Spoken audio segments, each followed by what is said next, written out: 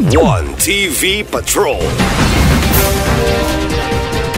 Traffic lights nakatabang sa pagpakunhod sa mga vehicular accidents sa syudad. Dako og tabang ang mga traffic light o installation sa mga traffic light sa dakbayan sa Uzamis gumikan kay pinagi ni mas napakubsan pa ang mga insidente sa vehicular accident. Nakadayon si Uzamis City PNP Officer in Charge Police Lieutenant Colonel Harvey Serrano Abiliano nga bisan ang vehicular accident gihapon ang pinakadaghang kaso nga natala sa Uzamis City Police Station apan sagad nini atua kini mahitabo sa mga national highway nga way traffic light o sa mga rural barangay. Sa datos sa local PNP adunay mahitabo nga road crash o head-to-head collision sa mga sakyanan sa sentrong bahin apan panagsanalang kaayo.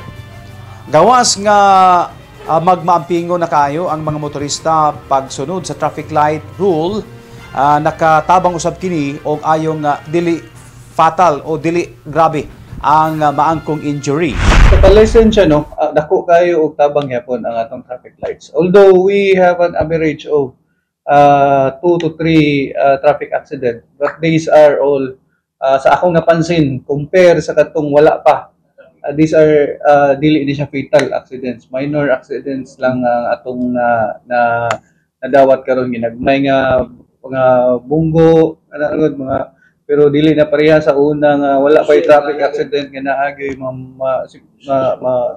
makabisan og kinabuhi. But karon naaman gihapon, but I think sa pagmaanad na mga tao sa ato ang traffic light, maminus-minusan gyud niya ang ato ang traffic accident.